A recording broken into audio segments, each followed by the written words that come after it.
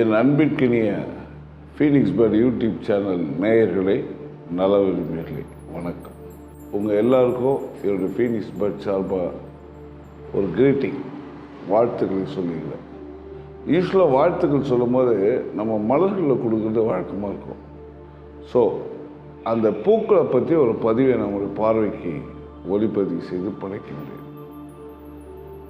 ஆலயங்கள், திருச்சபைகள், இஸ்லாமியர் சார்ந்த மசூதிகள், திருமண நிகழ்ச்சிகள், அசுப நிகழ்ச்சிகள், அரசியல் பிரமுகர்கள், காதல், பாசம், நெஞ்சம் கொண்டவர்கள் அனைவருமே தங்களுடைய உணர்வுகளை வெளிப்படுத்த மலர் கொத்துகளை கொடுப்பதை வழக்கமாக கொண்டிருக்கின்றார்கள்.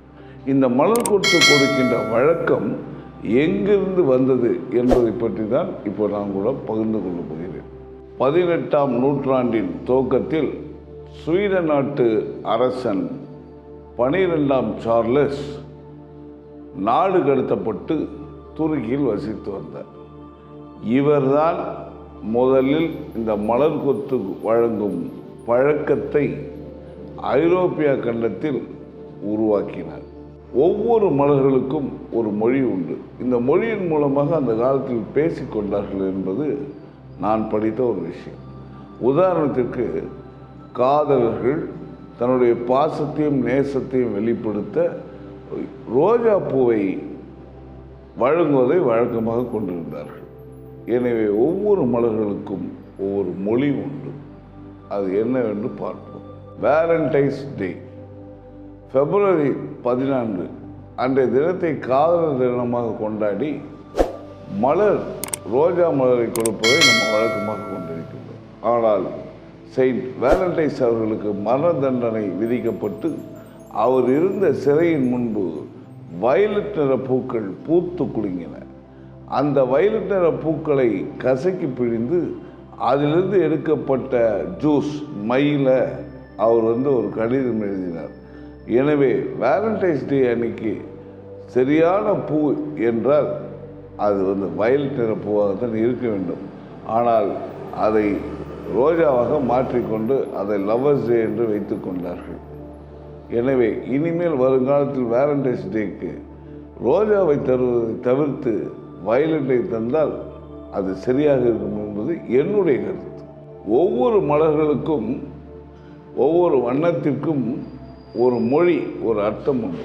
உதாரணத்திற்கு, சிவப்பு நிற மலர்கள் காதல், நேசம், தைரியம், மரியாதையை குறிக்கின்ற ஒரு மலராகத்தான் அது பார்க்கப்படுகிறது. அடுத்ததாக பார்த்தீங்கன்னா, இளம் சிவப்பு மலர்கள், அது பாராட்டு, நன்றி உணர்வு போன்றவற்றை வெளிப்படுத்துகின்ற ஒரு மொழி அந்த மலருக்கு உண்டு. இளம் சிவப்பு மலர்கள்.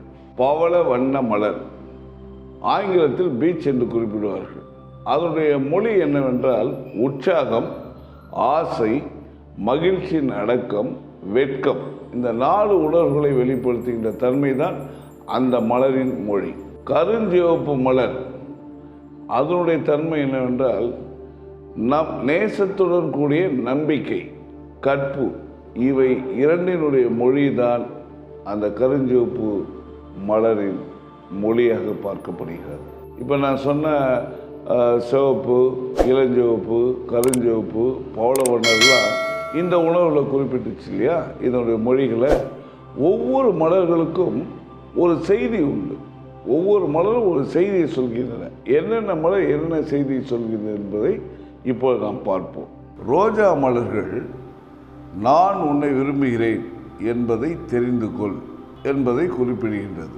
கார்னேஷன் ஃப்ளவர்ஸ், நீ அழகாக இருக்கிறாய், உன்னை பார்த்து நான் பெருமிதம் அடைகிறேன் என்பதையும், டேஃபோடில் ஃப்ளவர்ஸ், நீ நல்லவன் என்பதோடு தைரியசாலி என்பதையும், சாமந்தி பூக்கள், நான் உனக்கு உண்மையாக இருப்பேன் என்பதையும், கிளாடியோலி ஃப்ளவர்ஸ், உன் குணத்தை கண்டு நான் பெருமிதம் அடைகிறேன் என்பதையும், ஐரிஸ் ஃப்ளவர்ஸ், என் பாராட்டுகளையும் வாழ்த்துகளையும் அனுப்புகிறேன் என்பதையும், ஆர்கிட் ஃப்ளவர்ஸ், நீ என் இதயத்தில் இருக்கிறாய் என்பதையும், ஸ்னாப் டிராகன்ஸ் ஃப்ளவர்ஸ், நான் உன்னை விரும்புகிறேன் என்பதையும், சன்ஃப்ளவர் என்று சொல்லப்படுகிற சூரியகாந்தி பூக்கள் என் எண்ணங்கள் தூய்மையானவை என்பதையும், டூலி ஃப்ளவர்ஸ் நான் உன்னை விரும்புவதை அறிவிக்கிறேன் என்பதையும் குறிப்பிடுகின்றன.